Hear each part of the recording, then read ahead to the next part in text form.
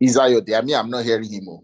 All right, this is Smooth 98.1. Love music, love life. It's 31 minutes past 7 a.m. on a Wednesday morning. Yes, smack dab in the middle of the working week, a hump of the week Wednesday, as I like to say, 4th of June 2025. You're welcome to Freshly Pressed on the Smooth Breakfast. This is where we get to take a look at the stories in the papers, the major headlines. We take a look, we get analysis, and we get your thoughts and reactions as well. It is an interactive session always, so you are going to be a part of this. My name is Ayokunmi. Great to have you join us this morning as always. So the WhatsApp number, now that hasn't changed. By now you should have that saved or have it on speed dial so you can boom, boom, boom, get across to us. The number is 0809 444 0981. 0809 444 0981. That is the WhatsApp number. You can also join us on YouTube if you'd love to have a bit of an audio visual, YouTube, we are at Smooth 981 FM Lagos. Smooth 981 FM Lagos. Those are the ways you can join us. You can leave your comments in the chat box as well. All right, joining me this morning to take a look at the stories, analyze, and give perspective. Devoe and Lakunle are in the building. Good morning to you, Devoe. Good morning to you, Lakunle. Good morning, Ayo. Good morning, Devoe. Good morning, everyone, wherever it is in the world we are hearing us. Let me borrow Devoe's opening statement all the time. And again, public service announcements, guys. The rains are here. Take care of yourself. Be careful of where you go. Don't step into that water if you don't know what is beneath it. Sure. Stay away from flood-prone areas. Take care of your health. All right. And let's hope for the best. Yes, indeed. Sir Devoe, good morning to you. Morning, world. Morning, Lagos. Ewa, Lakunle. Cool. 2 years birthday. Are we still doing the birthday, Devoe? I thought the birthday was over. Or are we still within birthday week, as it were? Perhaps not. I didn't see cake.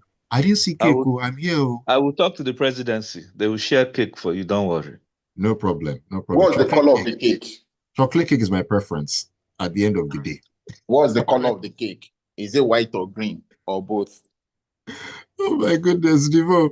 Let's begin our journey in this day newspaper here. And this is still, should I say, talking about the birthday you kind of alluded to.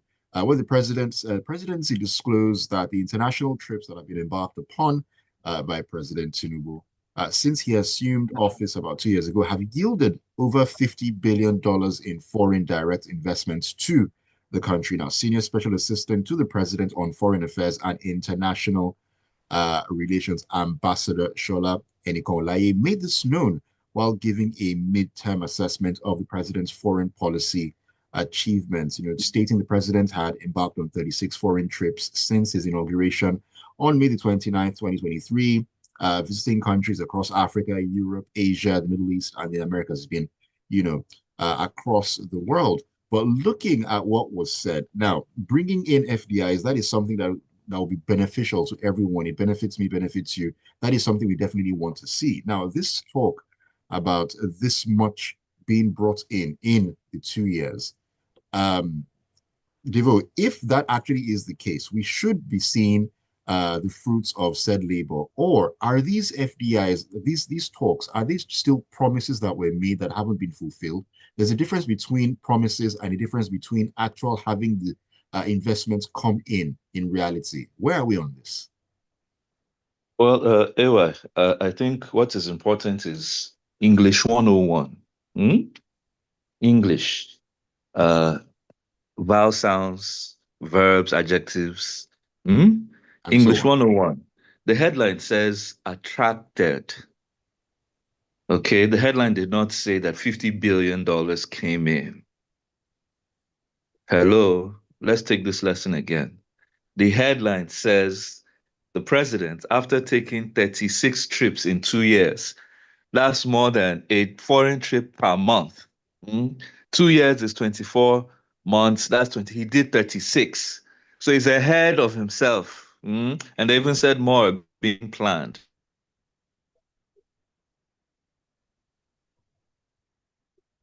Are you there to go? Okay. I'm here. Can you hear me? Yeah, you broke up for a second there. Okay, I'm saying that the president said he took 36 trips in 24 months. So that means more than one trip per month. Okay? Can you hear me? I can hear you, Devoe. Go on.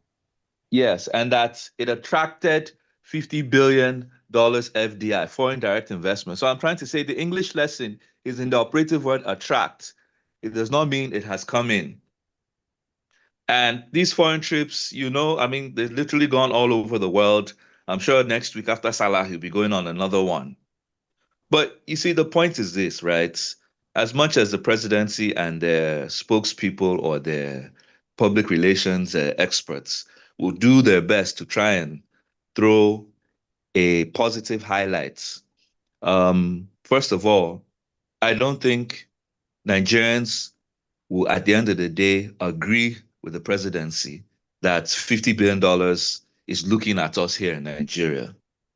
And it's simple. I don't want to go spend too much time. It just has to do with if truly this FDI is coming into the country, what are the initial uh, evidences that we can take a look at and hold on to and say, oh, okay, you said Total Fina is going to invest $1 billion.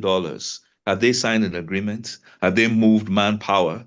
You said one of the biggest Brazilian agro livestock entities signed $5 billion of to revamp livestock farming in Nigeria. Has the MOU been signed? Have they put their feet on the Nigerian soil to confirm that our cows are not as fat as their own cows, right? Has there been any engagement with the state government, subnationals to say, okay, we'll use this land, we'll earmark this one. What are the evidences of this FDI that we can say, okay, what was said is actually in motion? Because we know that FDI does not come in one day. It's not a handshake. Remember when he first came, they were traveling to Dubai and they were told that, oh, the UAE was going to lift the embargo on Nigerians coming in. It took 2 years, almost a year and a half before the UAE lifted the embargo with new criteria of having about $10,000 in your accounts for 6 months before you come there. Is that really what we were told? So my point is, I want this government to stop their propaganda. Nigerians are hungry. Hungry people and angry people want real change, something they can hold on to. How do we deal in the Maslow laws of a pyramid of needs? How do we deal with our immediate needs? Honestly, Nigerians are not asking for much. If you can get them to start eating a meal a day, and that's even below global standard or 001 AY. If we can get them to start eating a meal a day, maybe find potable water to drink instead of drinking diseased water. Maybe find at minimum, we're not begging for much, 6 hours reliable power, electricity per day for everybody. 6 hours, is that asking for too much? If we can get the basic needful, then we can begin to say that 100 billion or five. I can claim that I went to see Elon Musk and we discussed a $500 billion contract. No be so. Is it words that Nigerian, the multiple masses, the 150 million multidimensional poor people, is it words that they will eat? Actions, I need definitely. our president, who was once in the trenches, like all of us, to wake up and to call himself back to order so that he can lead not just the federal government but also the state governments into delivering basic dividends of democracy. It's not that difficult. It's not rocket science. We don't need to go to war. We don't need all this propaganda. We want real change, not real Definitely. shiggy. Most definitely. Real change is what we're after. And I'm glad you mentioned the states because we'll be talking about some of the states later on. But before we do that, Lakunle, let me come to you with this particular one. We're still talking about flooding and flooding matters. This is coming out of the Vanguard. Now, I know this has come up at different points in time, but it is here again, and we're living the reality right now. Now, the federal government yesterday raised alarm that 30 states of the Federation and the Federal Capital Territory 30 out of 36, are currently at risk of flooding, reminiscent of last Thursday's flood, which over 200 persons lost their lives in Mokwa in Niger State. Now, several houses were also washed away, rendering thousands homeless, even as over 500 persons have been declared missing. Now, the high-risk flood states include Abia, Adamawa, Akwa Ibom, Anambra, Bauchi, Bayelsa. I can go there. There are 30. I'm not going to name 30 states right now, but there are quite a number of these states. It's rather unfortunate what happened in Niger State, Lakunle. It's more unfortunate because we talked about this yesterday about the huge amounts of money that were given as grants and so on to them in Niger State, and what happened still happened. Now, other states have said, "Oh, we're ready, we're prepared," and so on and so forth. Are we actually ready and prepared? Because we talk about this every single year, like clockwork. Okay, so like we started, albeit like I said, public service announcements. It's a shame on us as a people that we submit to the elements of weather the way the Nigerian government and people have submitted over the years. Yes, we can't as much as control the weather 100%, but we can influence the effects of what the weather or the climatic conditions we have over us. We pay lip service to climate change. Of all the conferences, the meetings, the seminars that we've had about climate change, the communiques that has been read, which one of them are acted upon, excuse me, to help at least control or in the minimum minimize the effects of this climate change that we blame every time this thing happens.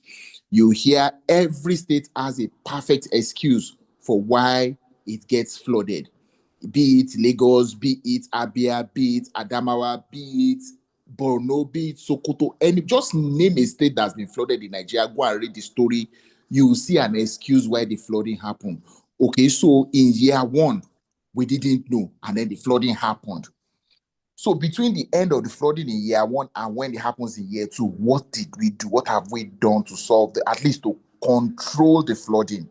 You hear, for example, this Mokwa one is unfortunate. It's also again highlights one of the things that we speak about at this table most of the time, that what is the value of the Nigerian life? What value have we attached to Nigerian life? In a lot of ways, you'll be driving on the road, you see a human body dead on the road. All of us will drive past. You would see people ride buses, hang on the tails of the buses, and another car is speeding high speed behind the bus that is the person is hanging on. And again, you hear our law enforcement shoot at people and all of that. So when you put all of this together, those are even human-induced ones. Now, this is the one about nature. What control? We have town planners, we have town planning laws, we have Ministry of Housing, we have Ministry of Environment, we have all of those things. Do we have town planners though? That should, these are all the combination of things that should be helping us to say, this is that. We have geologists, we have what's the name of those people that read weather and tell us on the newspaper, the NIMET and all of them. Meteorological Agency. Exactly. Yet, this flooding happened. The effect of this is that one, it was reported that the major bridge that trucks crossed to get to the southern part of Nigeria was washed away with this flood, right? It means that whatever it is that it needed to be tried to travel between the north and southwestern Nigeria is held back, at least for now, until that bridge is put back, or then they have to travel a longer route to get here. And then if whatever it is that is on it becomes more expensive, because of course it costs the whatever it is to get here longer time, and some of them get spoils on the way, and so on and so forth. So the effect of the flood is not just the water itself, the cost to the country. Then you then begin to ask yourself, all the money that we are hearing that government is making, increased FAC, reduced savings, all of that. What are we spending all this money on? What are we doing to stop all these things? 2021, there was flood. 2022, there was flood that went as much as 27 states. 2023, there was flood. I think it was only last year that we didn't have a serious flood issue across the country as we had the 3 years before. And the effect of the first 2 years was that there was it affected food production and that in that time. Are we preparing for that as well this time? And then you see when these things happen, some agency of government will come with plastic buckets and one loaf of bread and something and put people. It's so unfortunate that we are so comfortable with classifying Nigerians within their country as internally displaced persons. We're It's not in a unfortunate. anyway. Okay, we're in a state of war, yes, because it is war that we cannot battle, we cannot fight the elements of weather when we know that we should be able to do it. The worst part of this for me is that the chief executive officer of Niger State is not at home at the moment. 500 people are missing, 200 have died, but the chief executive of the state, the person they voted to lead them, is not there to lead the efforts to find the 500 or to provide succor for those who have died and those who are affected. The number of houses that are swept away. So when you look at it from all of this perspective, you begin to ask ourselves again, what value have we attached to the human life that we all carry? And I think that we need to do something. We should not just resign to people should leave flood-prone areas. It's because people are throwing dirt into the drainages. It is because the state is below sea level. The Netherlands is entirely below sea level. Right. They feed half of Europe with what they produce from the agriculture. Have you ever heard that Netherlands is flooded? Are they not also suffering from what's it called? Climate change. So we need to be circumspect about a lot of this stuff that we talk about. Yes, we do, Lakunle. Yes, we do indeed. We definitely do. Let me take a message here. Babatunde Alao on WhatsApp says, on President Tinubu's trips for FDI, I assure you, it's all commercials and propaganda. Why can't we be real with ourselves? The cost invested on the trips could have done something tangible back home. Same way we commissioned 30 kilometers out of an intended 700 plus. Everything here are intentions. I tire. Don't be tired yet, Babatunde. Don't be tired yet. You need to stay strong for the fight. All right, Devoe, I'm coming back to you right now. Lakunle also referenced the states, and it seems like there's no other reason or no other place to go than here. We're stepping into the punch. This story says that 7 states spent an average of 190% of their internally generated revenue on debt servicing in the first quarter of 2025, a development that shows the worsening fiscal strain facing subnational governments. Now, data from Q1 of 2025 budget implementation reports of Bayelsa, Adamawa, Benue, Niger, Kogi, Taraba, and Bauchi states show that debt service expenditure in each of the states exceeded their IGR, in some cases by more than 300%. Those are very scary numbers when you think about it, Devoe. I know there's been talk at different times about creation of new states and so on and so forth. When you have numbers and stories like this, you definitely need to put that in the back burner. But also importantly, what would the effect of these sort of numbers be on the economy there? And would it have a domino effect on other states, probably around them as well? Well, just to make it easy, because this story has to do a lot with numbers. And you know how we get confused with those numbers. Pronouncing 650 billion for our state budget can be a problem. I think you know, at least from an Edo point of view. So 7 states were reviewed by the Punch, and basically what they're saying is that these 7 states are spending more than their internal generated revenue, that's their IGR, on debt servicing alone. 7 states were Bayelsa, Adamawa, Benue, Niger, Kogi, Taraba, and Bauchi. And sometimes they were spending as much as 300%, meaning they had to take and borrow and take more of what was given to them to pay off on their debts. Now, first of all, the first challenge I have with this whole review is, what is Bayelsa doing on this list? Exactly. I mean, we're talking about, in 8 quotes, local the governments, state, less the than 3 poorest million. states. 6 of them receive below, between their FAC allocation and their IGR, they receive below 100 billion. each quarter. That's these 6 of these states. Bayelsa does between 300 to about 400 billion per quarter when they do the FAC allocation, the 13% derivation. So Bayelsa, clearly, too, Bayelsa's population is literally smaller than some of these states. Bayelsa does not have more people than Ajah. For those who are wondering, there are more people in Ajah than there are in Bayelsa states. Are you sure, So Devoe? the first question you have to ask is which, since they don't have alligator and crocodile in Bayelsa, they must have monster-like prawns. You know, they have fisherman soup. Monster-like sharks that literally eats their money. You know, as Bayelsa is being shared money, these whales just come in and swallow the money, and all of a sudden Bayelsa ends up in the list with poor states. They should be flogged. Everybody in Bayelsa should be flogged. Years and years, and it's unfortunate that one of our presidents came from there. The lies that they have been telling them, all you have to do is check the numbers. These are the numbers. What did Bayelsa do with their money? And for those who have been there, me, I've been there, in short, I passed there just last week by road. Those roads that were underwater, with the last flooding, they've not fixed them. We see a bit of Ministry of Works, we see a bit of NDDC, but just the rain will come now. Don't worry. We will all sit here and report the story. Now, the main issue is not just Bayelsa. The main issue is that each of these states are unproductive, meaning they're spending more than they generate.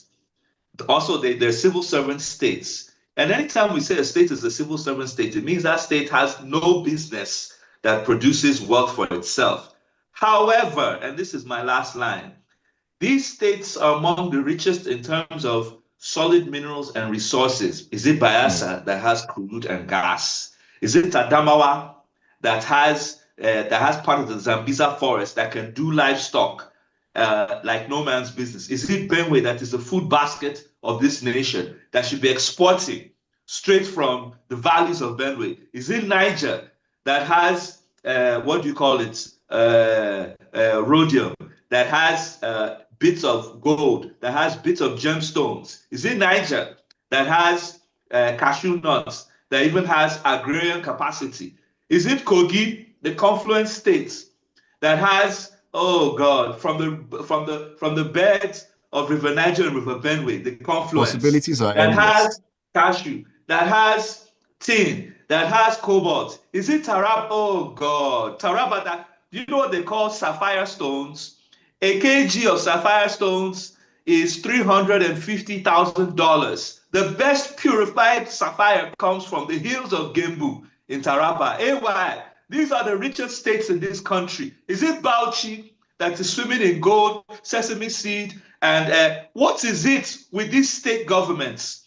And I'm not blaming the state governors anymore. I'm blaming the people of these states. You can't tell me that there's no educated person in Kogi states. Nobody in Kogi or Taraba that has gone to school.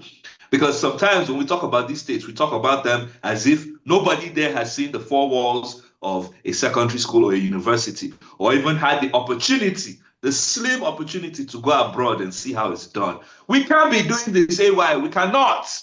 These states are some of the richest states in this country in terms of human. What else do you want God to do? God has left these states, so that's all I have to tell you. Until those people wake up to what is called productivity. Work with, if it means following the president on all his international trips, since your people are not educated, go and bring educated people into those states to mine and to deliver productivity, goods and services that the state can be earning FX on. And stop this nonsense of year by year recording losses and all manner of borrowing. And at the end of the day, nobody knows where the money has gone to. I rest my case. Thank you. Thank you for that, Devoe. You know, sometimes when you come into the studio and then you ask yourself, how exactly are you able to sit through, you know, all these, you know, sort of stories when you know that the solutions are right there? It can be maddening, but hey, it's what we signed up for. Lakunle, let's quickly jump into the Vanguard and talk about this very quickly here because of, you know, time flying by. And it has to do with one of the issues that we've been talking about all this time insecurity, insecurity, and insecurity. Talking about Benue as well, the Chief of Army Staff, Lieutenant General Lufemi Oluyede, has relocated to Makurdi, the Benue State capital, over the incessant killings of innocent villagers by herders and militia groups. Now, the killing, which is becoming almost a daily occurrence, has left many dead, several others injured and maimed, and several houses burnt, leaving many homeless. This reminds me of when the Minister of State for Defense, Delo Matawale, and I think was it the Minister of Defense as well, when they went to Sokoto states and so on and so forth, blah blah blah. This reminds me of that. What difference does this make in the lives of those who are killed daily in Benue states, Lakunle? Well, again, what is the value we attach to a human life? How easy is it for us as Nigerians to decide that because me and you and I, we have a disagreement, and then the next thing is we remove guns, cutlasses, and cut girls and kill ourselves and our children and our wives? Two, why all of a sudden internal security has become the day job of the Nigerian military? Where is our Nigerian police, the civil defense, the whatever, all the other names of all the other ones that we have? The import of this story now is that, okay, so the Chief of Army Staff relocates to Benue for how long? So he's there for 2 days, for 2 weeks, for 2 months. Then when everything goes down, then when he comes out of there to Abuja, it starts all over again. Have we really solved the problem? The problems that we see in Benue and everywhere else in Nigeria today, it's a matter that one of the things that the Land Use Act is supposed to have solved. But unfortunately for us, we have politicized everything. We have turned everything to politics. We have turned everything to what's it called? Religious matters. We're not looking at these things holistically from the benefits that it comes to people. So you have people openly come on air and threaten the states with, if you do this, I will do this, and those will get away with it. If you don't do this, I will not do that, and they get away with it. So why won't they openly kill each other like we're seeing? Why won't some people think that they have the right to do anything they like at any time and they can get away with it? So those are the things that we need to look at. We need to open our minds and say, look, these are laws, even if it is flawed. If it is flawed, let us change it. Let us think it through. Let us make it flawless. If we do everything by law, there was a time here we said Ruga. Some people said no. There was a time here we said what's our national livestock something plan. Some people said no. There was a time here we said no. The people that are doing the killing are not Nigerians. So what did you do to stop the non-Nigerians from coming here to kill Nigerians? We always find an excuse to get away from the real matters that affect our daily lives. So the Chief of Army Staff and his principal officers go to Benue. So if something happens in Sokoto next tomorrow, they will leave Benue and go to Sokoto. Again, we need to think through all these things. It doesn't appear that we are thinking through some of these actions. Yes, the man may have been forced to do it because, of course, he gets daily reports, he sees his men being killed or unable to participate in some of those things. He wants to see what's happening there because, of course, he's finally responsible for those men anyway. But is that a solution in itself? It is just temporary. That the period is there, nothing will happen. But what of when he leaves? And then even if it's in Benue, it can't be in all the 14 or 16 local governments in Benue at the same time. Most of the time, they will be reacting to news that something has happened. So we need to go back to our laws and enforce the laws to the letter so that everybody who trespasses on these laws gets punished. That is the beginning of the solution to this problem. When we begin to see consequences to action, we don't have enough of that at all. Maybe then we can begin to make some headway. All right, let me rush through your messages. Let's see here. Where do I even begin? Ajayi Oloninoa says, instead of issuing intermittent flood advisory alerts from Abuja, NEMA should work closely with the local and state governments to prevent the kind of flooding disaster that occurred in Mokwa, Niger State. These are proofs of the complete absence of governance at the community as well. after Ajay, after the states received so much money to deal with the issue, and we still had what happened. I really don't know where else to turn at this point in time. This is Sunday in Surulere says, this flood topic has now become a yearly subscription. I agree. In my village, once the rain starts, houses are literally submerged and people have to leave home to other parts of the state to seek refuge till the rain stop and we go all over again. I think our offense as Nigerians is that we are too adaptable and adjust to everything too quickly. Cool flooding. Devoe there. Jerry says, you've spoken well, Devoe. They're really not achievements based on statistics. Now, statistics we go chop. Even the president asked Peter Obi during the campaign, reforms that are plunging the nation and hundreds of companies folding up and leaving the shores of the country, they're thereby throwing thousands into the labor market that was already saturated anyway, encouraging killings and terrorism. What kind of government is that? What's so painful is that you said this was your lifelong dream.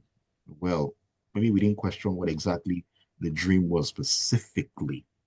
Who else? So this is from, okay, there's no name attached to it. It says, I thought we stopped using Assure in statements since the last guy that ran this country aground. I doff my hat to you guys that do the reviews daily. Hey, it's the life we chose. Joseph Menier in Silver State says, the government and her loyalists should just accept that they have failed the citizens and not this propaganda that less than 2 years, Nigeria has brought in FDI of over $50 million. Kindly explain if the law of cause and effect doesn't exist. I mean, as there's heavy downpour, there's consequences of flooding simply because no genuine policies to end the annual rainy season. Okay, let me take some more. Ibrahim Zakari says, we're in a dire situation in the country. These politicians and our so-called leaders are just clueless. The cluelessness is growing at an exponential rate. The reason is they are the senior almajiris, always cap in hand for the monthly allocations from free all proceeds at the federal level. Tony Nikeja says, nobody said no to Ruga. What people said no to was using your cattle business to disturb another man's business. Sahid says, Devoe is right. The population is less than Aja, and the whole city is not longer than Uzuma. The whole city or the whole state, they are two different things, because Bayelsa is not just one city. So you need to be clear on that one. Fabian Inekwe says, it's a fact that the disaster that's happened in Niger State is also a fact that our president, who has traveled to several countries and who recently came to Lagos to commission less than 5% of a project, cannot find the time to go to Niger State to commiserate with the people. It's also a fact that the governor is visibly absent when he should be physically present tackling this disaster. Nigeria has always lacked disaster preparedness. It's time we force our governments to become accountable for their actions or the lack of it. Okay, I mean, I need to wrap it up this morning. Thank you all for the messages. It has been quite an interesting morning. Thank you so much to Lakunle and Devoe for taking the time out to join me. It's always a pleasure. Devoe had to run, but Lakunle, thank you for being a part of the show. Ayo, thank you for having me. And again, let's get the best out of the rest of the week, and to all of us celebrating the Eid al-Adha on Friday and Monday, may Almighty God accept our prayers and grant us good health and long life. Amen to that. Looking forward to a great weekend. Lakunle, have a great one. We'll definitely talk behind the scenes. Lagos, it's been an absolute treat. Thank you for being a part of the show. Keep it tuned to the Smooth Breakfast. 8:15, we take a walk into the locker room when it's all about great sporting action.